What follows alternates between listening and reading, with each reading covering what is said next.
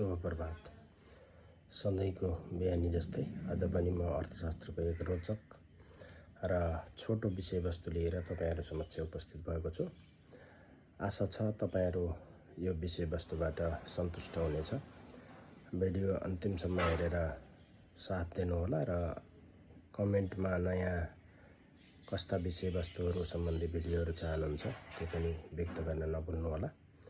आजको विषयवस्तु रहेको छ मुद्राका कार्यहरू। मुद्रा नभएको भए वस्तु किन्न मात्रै होइन, वस्तुको मूल्य नै कसरी निर्धारण हुन्थ्यो होला।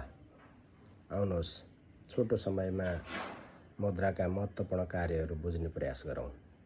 शुभ प्रभात। सधैँको बिहानी जस्तै आज पनि म अर्थशास्त्रको छोटो र रोचक विषयवस्तु लिएर यहाँहरू समक्ष उपस्थित भएको छु। आशा छ यस विषयवस्तुले तपाईहरुको जिज्ञासा मेटाउन सक्नेछ।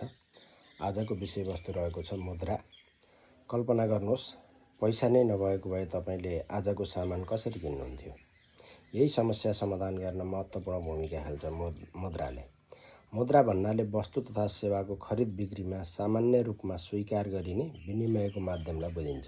सरल भाषामा भन्दा वस्तु तथा सेवाको मूल्य तिर्न र भुक्तानी गर्न सर्वसाधारणले स्वीकार गर्ने माध्यम नै मुद्रा हो। मुद्राका प्रमुख कार्यहरू। विनिमयको माध्यम। प्रभात। सधैँको बिहानी जस्तै आज पनि म एउटा अर्थशास्त्रको चाहिँ छोटो र महत्त्वपूर्ण विषयवस्तु लिएर यहाँहरू समक्ष उपस्थित भएको छु। आशा छ तपाईहरुले यो भिडियो पुरै हेरेर लाभ प्राप्त गर्नुहुनेछ। आजको विषयवस्तु रहेको छ शेयर बजार। तपाईले कुनै कम्पनीको सानो हिस्सा पनि किन्न सक्नुहुन्छ हो शेयर बजार मार्फत। शेयर बजार भन्नाले कम्पनीले जारी गरेका शेयरहरूको खरिद बिक्री हुने बजारलाई बुझिन्छ। सरल भाषामा भन्दा कुनै कम्पनीको शेयर किन्दा तपाई त्यस कम्पनीको आंशिक स्वामित्व प्राप्त गर्नुहुन्छ। शेयर बजारका प्रमुख पक्षहरू यसरी बुझ। शुभ प्रभात।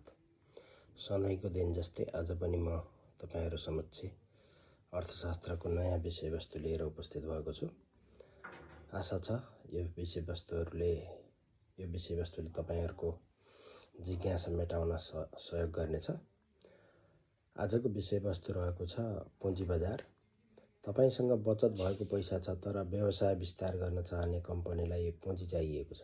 यी दुईलाई जोड्ने काम कसले गर्छ होला। यसको सही उत्तर हो पुँजी बजार। पुँजी बजार भन्नाले दीर्घकालीन पुँजीको माग र आपूर्ति बीच समन्वय गराउने वित्तीय बजारलाई बुझिन्छ।